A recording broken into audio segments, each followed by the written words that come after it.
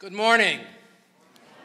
Welcome, welcome. My name is Alfonso David. I am the counsel to Governor Andrew Cuomo.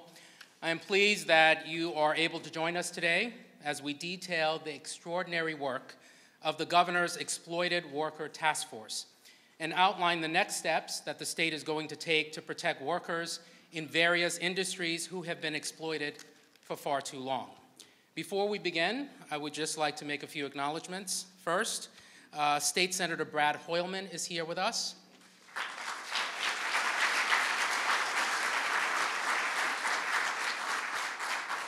Assemblymember Michael Dendecker.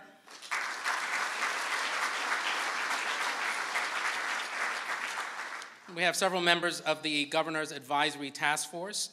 Ann Erickson, the President and CEO of Empire Justice Center.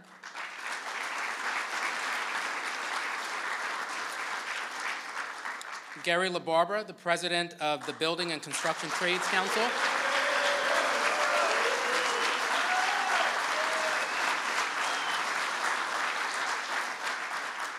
Donna Lieberman, the Executive Director of the New York Civil Liberties Union.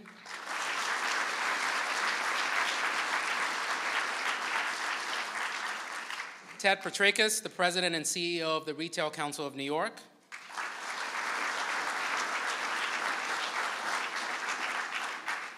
Steve Choi, the Executive Director of the New York Immigration Coalition.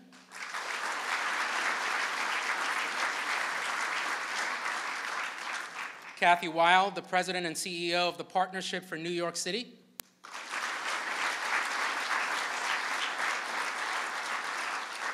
And Stuart Applebaum, the President of Retail, Wholesale, and Department Union.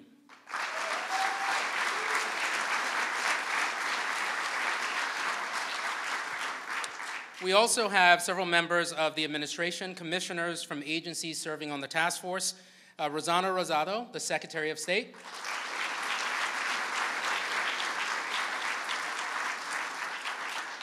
Roberta Reardon, the Commissioner for the Department of Labor.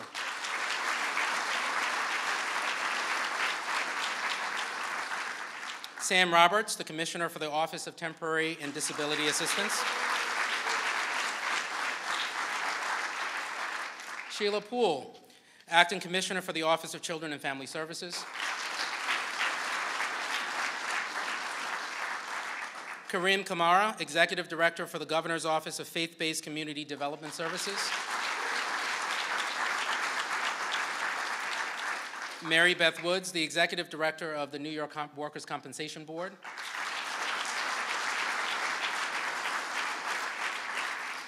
And we're also joined by Elizabeth De Leon, the Deputy Secretary for Labor.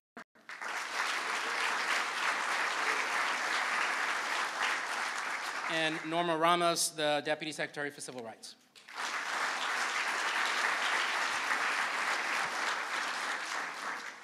I may have missed a few people. If I have, I apologize.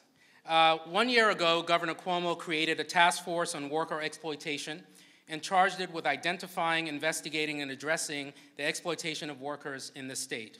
The governor also created an advisory committee to the task force, a group of advocates, business leaders, labor leaders, and academics to provide their expertise in developing solutions to this problem. Over the past year, the task force engaged multiple industries, traveled the state, consulted with employers, engaged with workers to uncover and address worker exploitation. They also conducted investigations across the state and found issues ranging from wage theft to health and safety violations to retaliation. The task force discovered that many workers who are simply trying to make a decent living and feed their families are being taken advantage of in their workplaces.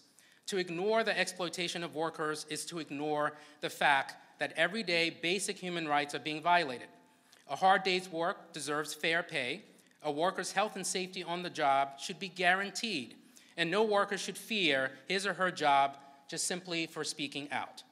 And these freedoms and principles that inform the task force's work and the advisory committee's recommendations you will hear about today.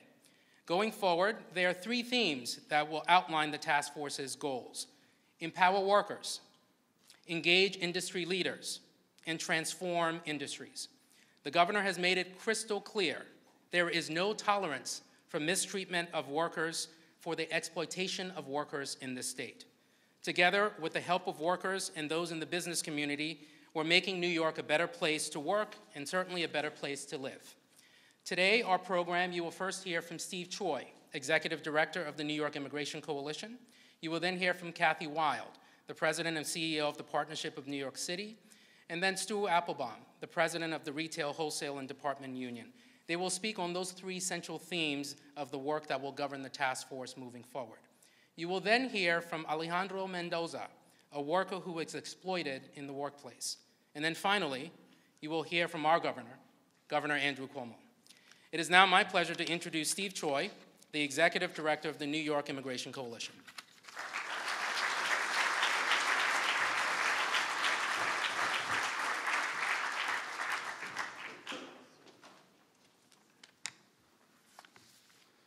Good morning, everybody. My name is Steve Choi, and I am the Executive Director of the New York Immigration Coalition. It is a pleasure to be with you, and it is a pleasure to be part of the Exploited Worker Task Force that has already made such a remarkable difference in the lives of New York's working men and women.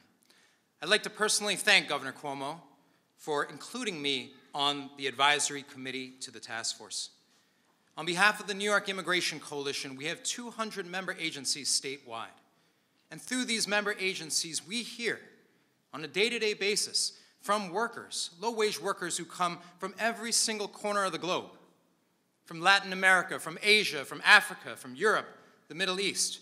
And they come here because they hear the clarion call that's inscribed at the foot of the Statue of Liberty. Give me your tired and your poor, your huddled masses yearning to be free. And they come here because they are looking to find a better life for themselves and their families. But too often, these low-wage immigrant workers, no matter where they are from, they face significant, major, and often horrific problems.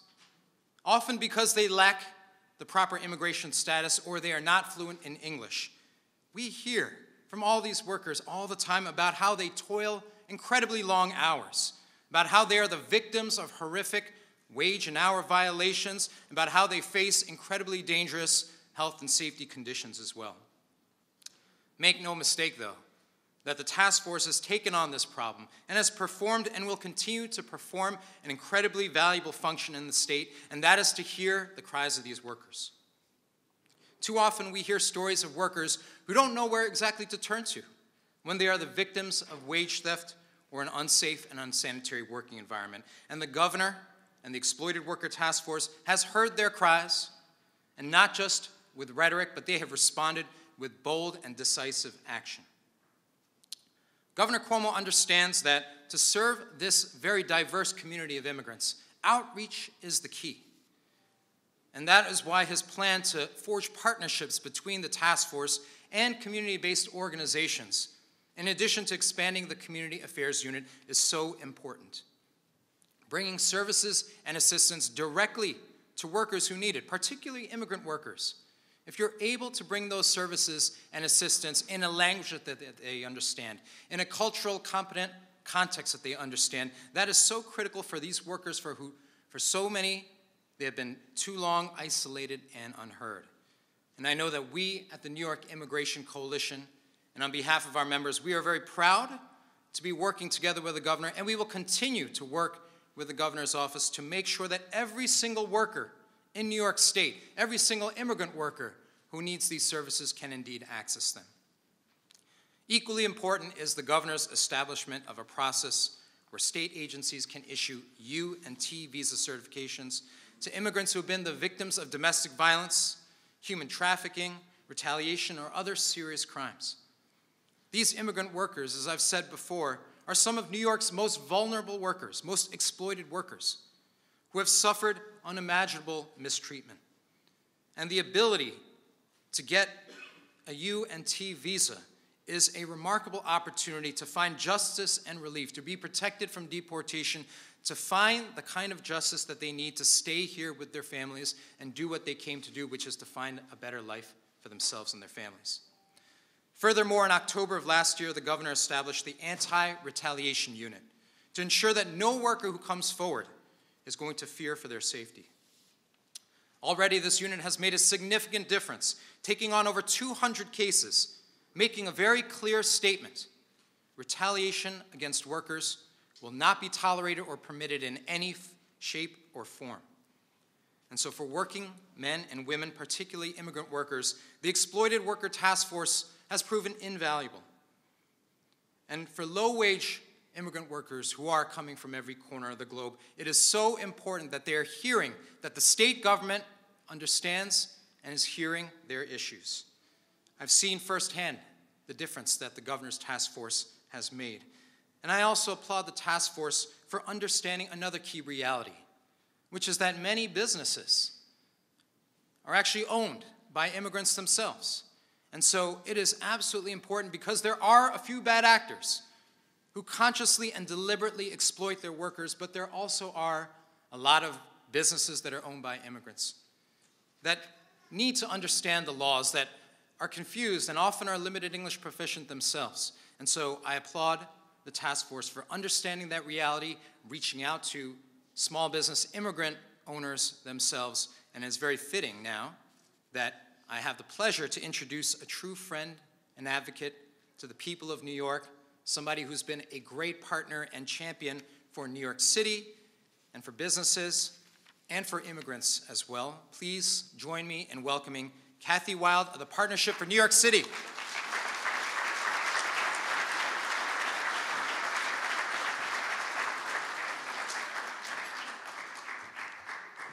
Thank you, Steve. As you can see, this is unusual in that we have a new model that Governor Cuomo has introduced for how we're going to address these most difficult public policy issues, and especially this issue of the workplace that affects our entire economy. And the fact that the governor has brought together leadership from business, from the advocacy community, and from organized labor to talk about these issues together and to build consensus before the law gets made, before the reg gets promulgated, and to make sure, most importantly, that the enforcement is real and is there. As Steve said, there are some bad actors in the employer community, but the vast majority of New York State's employers want to do the right thing, want to be part of the solution, and this effort, the task force and the advisory committee over the last year and going forward in the next year, is really to ensure that this happens. And this is similar to what's going on, you should know, with the governor's regional economic development councils, with his minimum wage task force, with the efforts that he's made overall to make sure that we're all at the table in the room, as the Hamilton would say, to discuss these issues before they blow up, and to try and resolve the problems together rather than separately or in an adversarial fashion. So I think this is a terrific process. We're excited that the next phase of this activity will be to expand the engagement of employers in business through a combination of outreach, education, and compliance, using tools like webinars to reach more employers, using compliance agreements and compliance education programs to help them remedy their mistakes. And hopefully this is going to have a major impact on a broad number of new industries beyond what we've tackled. So we're pleased to be part of this effort, and we thank Governor Cuomo for setting up a process that really works. Finally, I want to introduce one of the partners that I work with on a regular basis, an esteemed leader of organized labor who's been at the forefront of this cause and so many others, Stuart Applebaum, the president of the Wholesale Retail Union.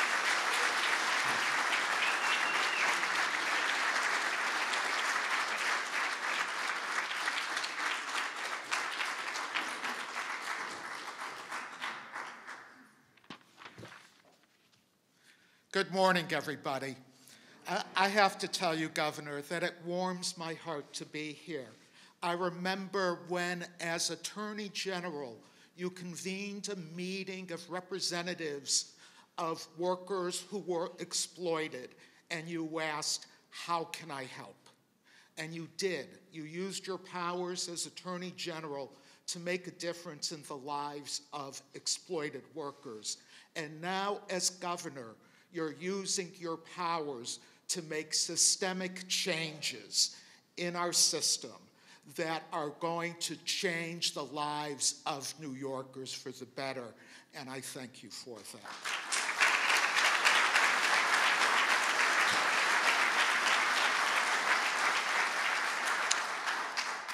And I also want to thank the business community and Kathy Wild for being here and being partners in this effort. We have a shared vision of a strong New York, and the way to achieve that is by communicating, by talking with each other, and by working with each other. And we've seen the results, and Kathy, I want to thank you for that as well.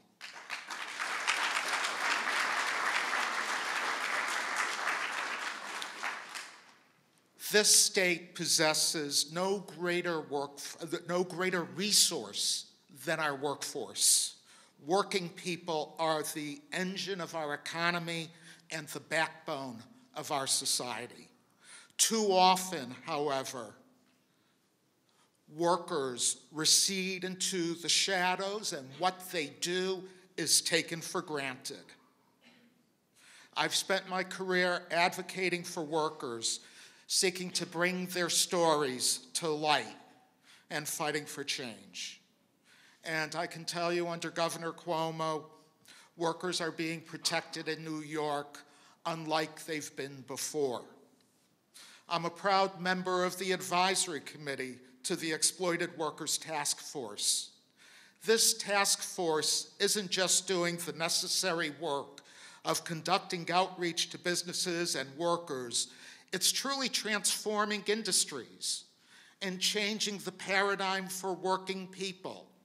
The governor is fond of saying that New York is the progressive capital of the United States. And once again, when it comes to addressing the needs of exploiting workers, New York is leading the way.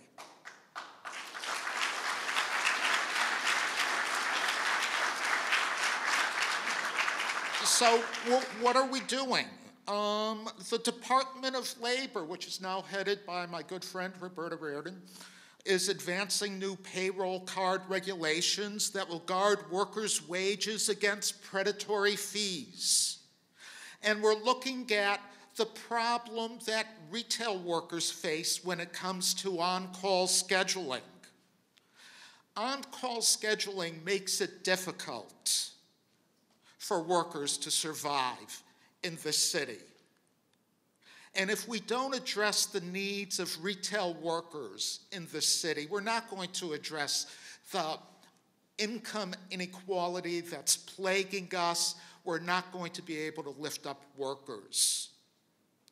Too many workers are part-time, and they count on hours, more hours, to support themselves and to survive.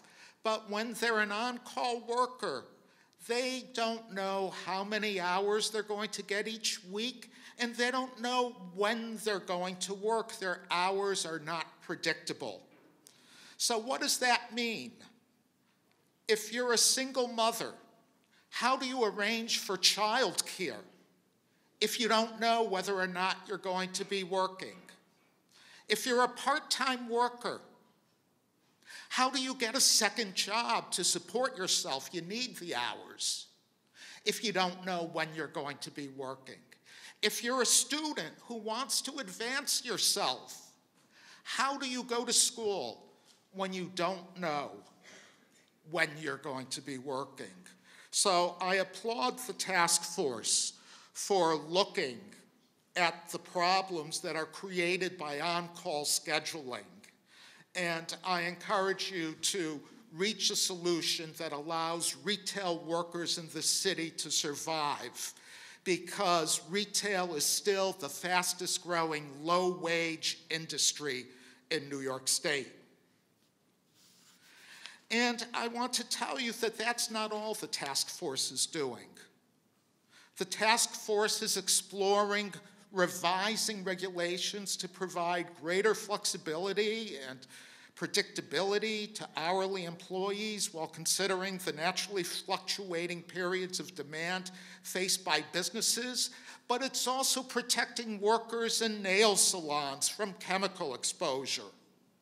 The task force is exploring the implementation of enhanced ventilation standards. The governor's work on these issues and the formation of the Exploited Workers Task Force has done more to serve as a wake-up call on these vital issues than any event in recent history. Protecting the health, welfare, and rights of our workers is our duty. Thankfully, we have a governor who understands this and has made it a priority. And we have workers here themselves who are counting on the task force. I know that there is a group of car washeros who we hear about in the news all the time who are here today. I know they're somewhere here. And we have retail workers as well who are here. And they're looking to this task force to make a real difference in their lives. Because of the efforts of this group, New York is a better, safer place to work today. It's changing perceptions, making sure businesses understand that they have an important role to play in the welfare of their employees, and leveraging the expertise and resources of advocates like never before. I'm proud to be a part of it, and I'm proud to call Governor Andrew Cuomo an ally in the fight for workers' rights. Thank you.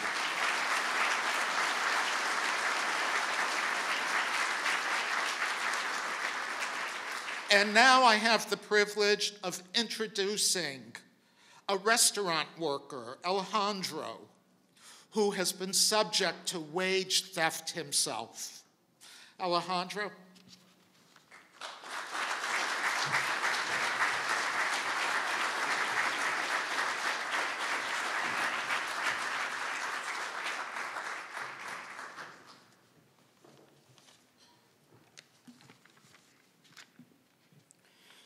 Buenos días a todos. Mi nombre es Alejandro Mendoza. Trabajo para el restaurante Imperial Sichuan Ballet in Manhattan. Good morning. My name is Alejandro Mendoza. I work for the Empire Szechuan Restaurant in Manhattan. Como muchos neoyorquinos, trabajo duro todos los días para construir una vida mejor para mí y para mi familia. Like many New Yorkers, I work very hard each day to build a better future for me and my family. Pero como para muchos inmigrantes y recién llegados a este país, también se aprovecharon de mí y me robaron mi paga. But like many other immigrants and newcomers in this country, I too have been taken advantage and robbed of my salary by my employer. El restaurante en donde yo trabajaba en Payroll Ballet me robó mi pago de hora extra y se negó a darme miles de dólares de sueldo ganado con mucho esfuerzo. The restaurant where I was employed, Empire Szechuan Valley, stole my overtime pay and refused to provide me thousands of dollars of overtime wages. Por esto no he podido ahorrar para un futuro y apenas sí puedo poner comida en la mesa para mi familia. This is why I have not been able to save for my future and barely can put money on the table for my family. Afortunadamente, por el liderazgo del gobernador Cuomo, también nuestras voces han sido escuchadas. Thankfully, under the leadership of Governor Cuomo, our voices have been heard. Tenemos un gobernador que al convocar el grupo de trabajo para trabajadores explotados, está luchando por proteger a la gente como yo, víctima de robo salarial. We have a governor who by convening the Exploited Workers Task Force is fighting hard to protect people like me who are frequent victims of wage theft. También está luchando por limitar que los trabajadores estén expuestos a condiciones peligrosas, inhigiénicas y asegurarse que no trabajemos horas largas, inseguras y injustas. He is also working hard to limit our exposure to unsafe and unsanitary working conditions and ensure that we are not working long, insecure, and unfair hours. El grupo de trabajo del gobernador nos ayudó a recobrar un total de más de 200,000 en un transcurso de 2 años. Para mí esto me ha cambiado la vida. The governor's task force has helped us regain more than $200,000 in 2 years. For me, this has been a life-changing situation. Agradezco al gobernador y al grupo para trabajadores explotados por proteger nuestros derechos y asegurarse que nos den justicia. Deseo que este grupo continúe operando a más trabajadores en todo el estado de Nueva York y ayudarlo a construir un mejor futuro para ellos y sus familias. I thank the governor and the Exploited Workers Task Force for protecting our rights and ensuring that we get justice. I hope that the task force will continue empowering individuals like this so that we can build a brighter future for them and their families. Y ahora tengo el honor de presentarle al gobernador Andrew Cuomo. Gracias. And now I have the pleasure of introducing Governor Cuomo. Thank you.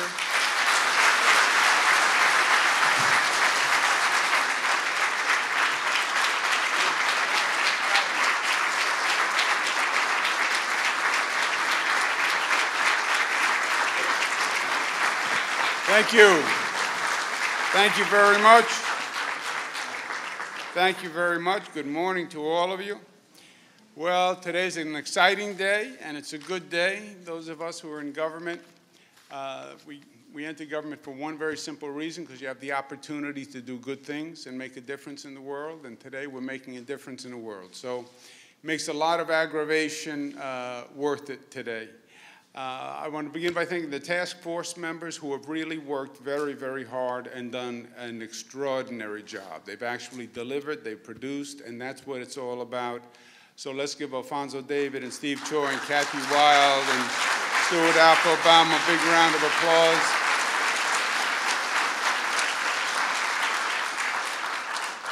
I especially want to thank Kathy Wild for bringing the business community to the table. She's exactly right. Working these issues through with employers and business is always better than having a contentious situation where we're in conflict and we actually get nothing done. So let's give Kathy Wild a round of applause.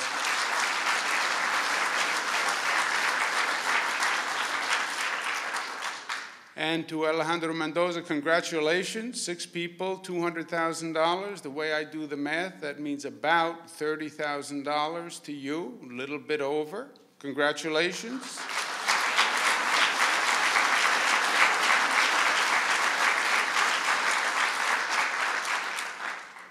That is a lot of money. I don't want to be selfish, but I get a little bit in taxes. I also want to thank my colleagues who are here, Senator Brad Hoylman and Assemblyman Dan Dendek, who's been great. Let's give them a round of applause.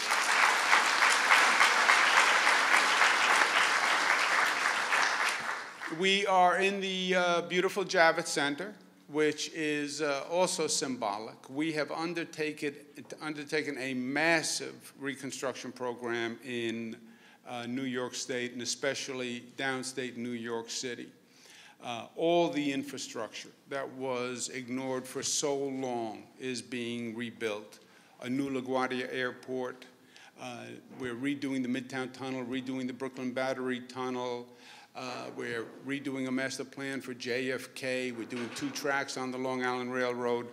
Javits, this facility, which when it was built was the state of the art in the nation and got the best shows literally internationally. Over the time, it is now not as large as some convention centers, so it's not as competitive. We are going to be doubling the size of Javits, another 1 million square feet.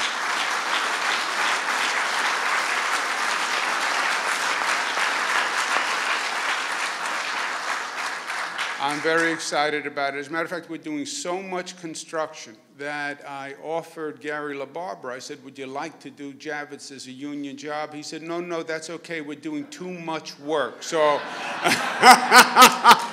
okay, that's not true. That's not true.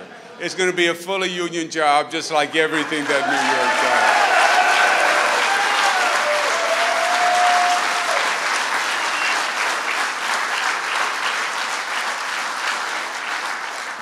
I just wanted to start a little trouble for you, Gary, just a little, just about 3 days worth.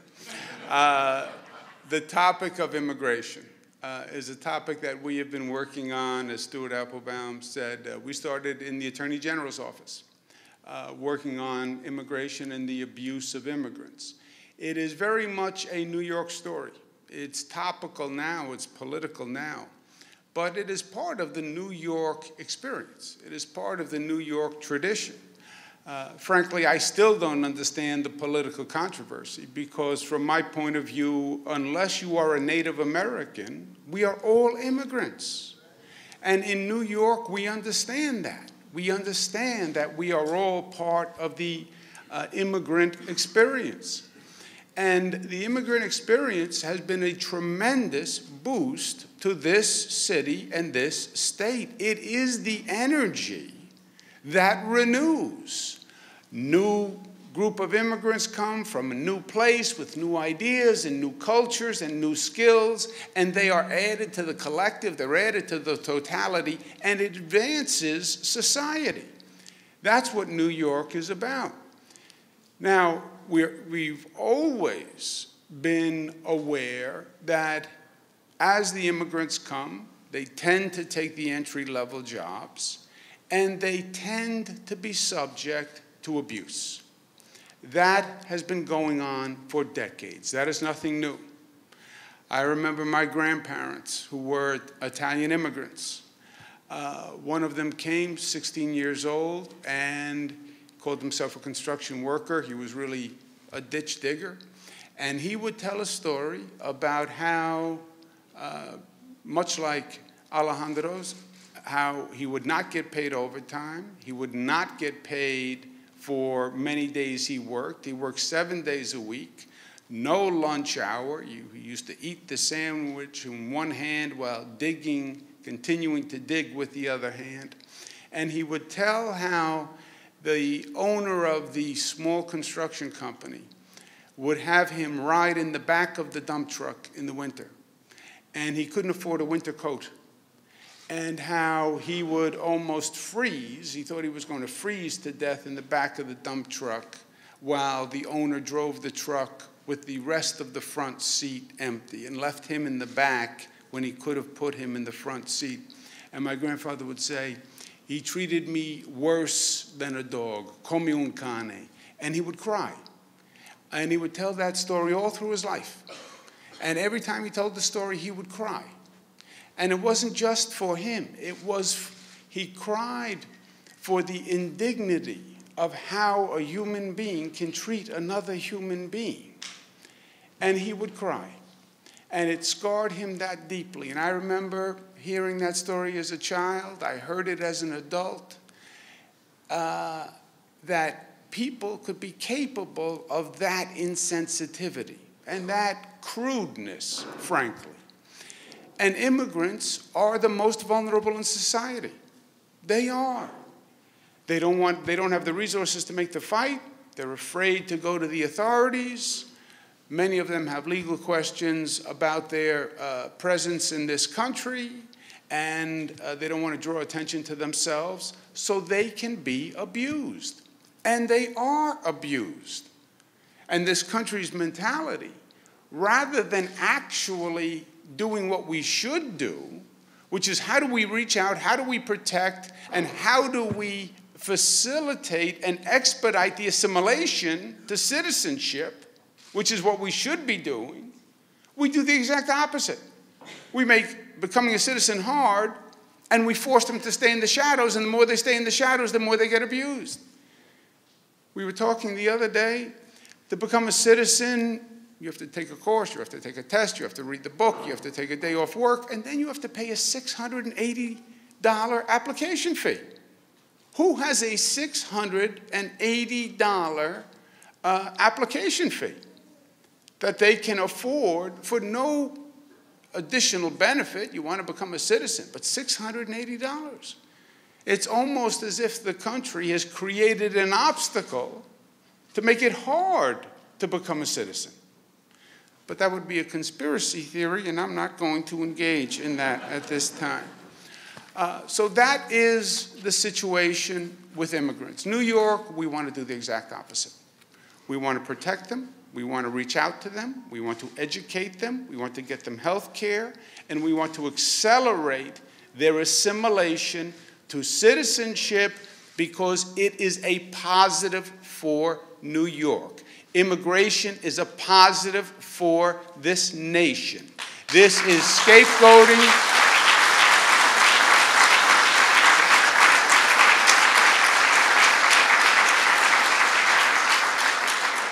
What we are hearing in the political dialogue now, in my opinion, is the worst of scapegoating. Rather than dealing with the real issues that this country has, and we do have real issues. We have economic anxiety, we have international anxiety, we have racial anxiety, we have real problems to deal with. But rather than deal with the real problem, it's always easier to scapegoat and point the finger. And the new scapegoat is, it's all about the immigrants. They're the problem. If we just didn't have the immigration, everything would be fine. Nothing could be further from the truth. If we didn't have the immigrants coming in and that resurgence, the economy would actually not be as strong and we would be going the other way. And that's why we know, that's the lesson we know in New York, and that's what this task force is all about. It has done great work. We want to celebrate the work, and we want to take it to the next level. One of the first tasks was unpaid workers and workers who have been ripped off, frankly, by employers in a number of ways. Failure to pay minimum wage, failure to pay overtime, misappropriation of tips and other wage denials, and lack of correct workers' compensation policies. The task force has returned over $4 million in unpaid wages to 7,500 workers. That is a job well done.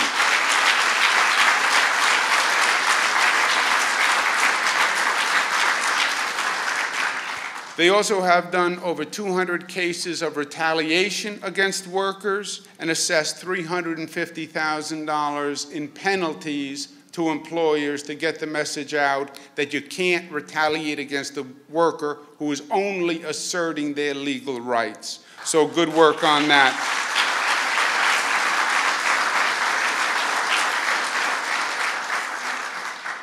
Many immigrants, as they come into the entry-level positions, they take some of the most dangerous jobs. Some of the dangerous jobs are exposing them to health conditions and work conditions that can literally kill them, if not destroy their health. We focused on the nail salon workers who, as a class, have been grossly exploited, exposed to dangerous chemicals without any protection. Due to the work of the task force, we're going to have new ventilation requirements that go into effect in nail salons, and those regulations are going to take place this August 1 in just a couple of weeks, so good work to the task force on that. We're also asking the task force now to do more on these workers who are exposed to dangerous conditions, like in nail salons, and especially to focus on the dry cleaning industry. The dry cleaning industry uses a chemical that is called perchloroethylene. They call it PERC for short. The federal EPA says that PERC is a likely carcinogen, And we have workers who work with it every day with little training and little protection, because that's the job that they can get. It's primarily in the dry cleaning industry. We want the Department of Health and our Department of Environmental Protection to come up with regulations to protect the workers in these dry cleaning establishments, and to come up with regulations on use and disposal of perk for all these workers. And that's going to make a difference in people's lives. Not just the dry cleaning industries, home health care, car wash industry, as Stuart Applebaum has talked about, because there are so many abuses and dangers there, and in the agriculture industry, especially in parts of upstate New York. One of the great challenges is the exploited workers have barriers. They don't have the resources, they don't have the language, and they're afraid to come forward. So, as Steve Choi pointed out, they need advocates to make their case, because they can't make the case themselves. We are going to take $5 million in funding and have a competition for not-for-profit advocacy organizations who can represent exploited workers, make their case, work out resolutions, and we're going to open that competition today to get the best not-for-profits so we can represent even more workers. And I'm excited about that.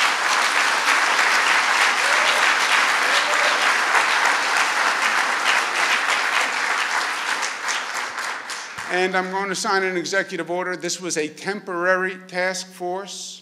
By the work that it has done, it has proven that it shouldn't be a temporary task force. It should be a permanent task force, because these challenges are not going to go away. This is not a one-time episodic situation. This is a chronic, long-term problem. We're going to make this task force permanent. We're going to combine two task forces, one on the misclassification of employees, which is an ongoing problem in society, and the exploited worker task force, put the two of them together and make them a permanent task force. No state in the nation has done it. This state is the progressive capital of the nation. This state will lead on the issue of immigration as a matter of principle, as a matter of ideology, as a matter of the basic underpinnings of this country and this society that was founded on immigration. Give us your poor. That's what the Statue of Liberty said. That's what the Founding Fathers were all about. That's what made New York, New York. And this state is going to protect and advance immigrants and immigration policy like no other state in the nation. Thank you, and God bless you.